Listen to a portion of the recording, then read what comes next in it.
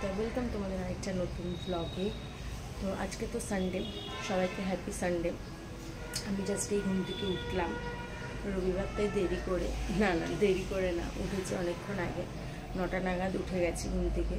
তো উঠে ফ্রেশ হয়ে এখন একটু গরম জল খাবো আর বিছানাটা তুলবো, না হলে মা হেভি বকা দেবে। মায়ের সাথে এরকম করে বিছানা রেখে দিয়ে ছেড়ে দিই, বাট আজকে বিছানাটা তুলতে হবে। বিছানাটা তুলে আর গরম জলটা নিয়ে তারপর তোমাদের সঙ্গে আমি এবার কথা বলছি। এমনটা বললাম, বিছানাটা না তুললে মা ঝাড় দেবে, তাই জন্য বিছানা তুলে নিয়েছি। এই যে বিছানাটা পরিষ্কার করে নিয়েছি আর আমি গরম জলও, এমনটা বললাম, বিছানাটা না তুললে মা ঝাড় দেবে, তাই জন্য বিছানা তুলে নিয়েছি।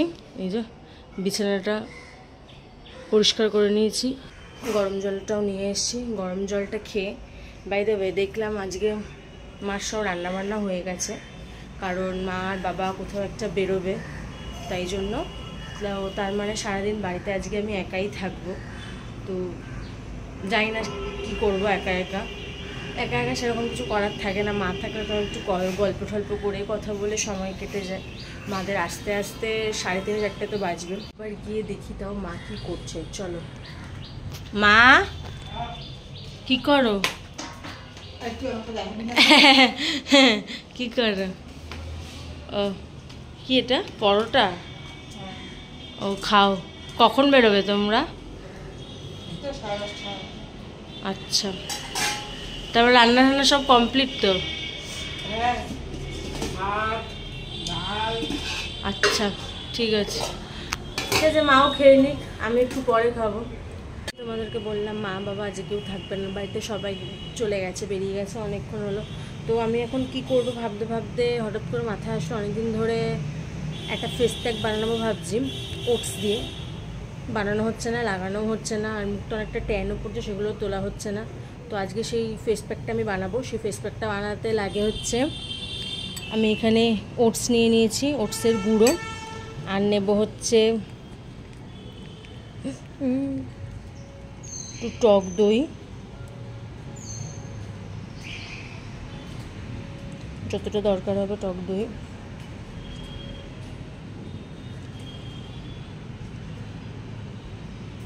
নিচে পড়েছে, আর নেব হচ্ছে একটু মধু। আমি একবারে এখানে বেশি করেই বানাচ্ছি, কারণ রেখে দেওয়াও যায়।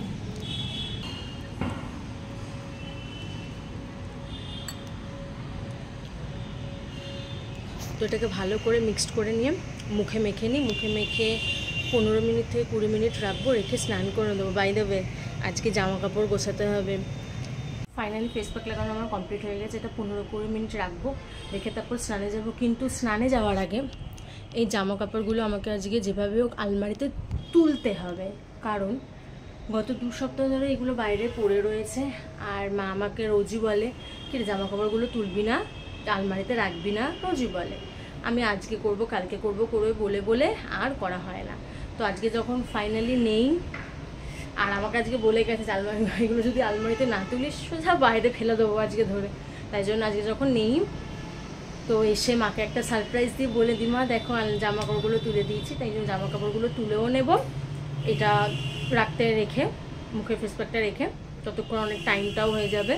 তারপরে স্নান করে নেওয়া হয়ে গেছে, পুজো দেওয়াও হয়ে গেছে। তো এখন খেতে বসবো। আর আজ একাই খেতে হবে, যেহেতু মা বাড়িতে নেই। আর রবিবার বলি বাবা বাড়িতে ছিল, রবিবার ছাড়া বাবা বাড়িতে থাকে না, আর কোনো ছুটির দিন ছাড়া বাবা থাকে না।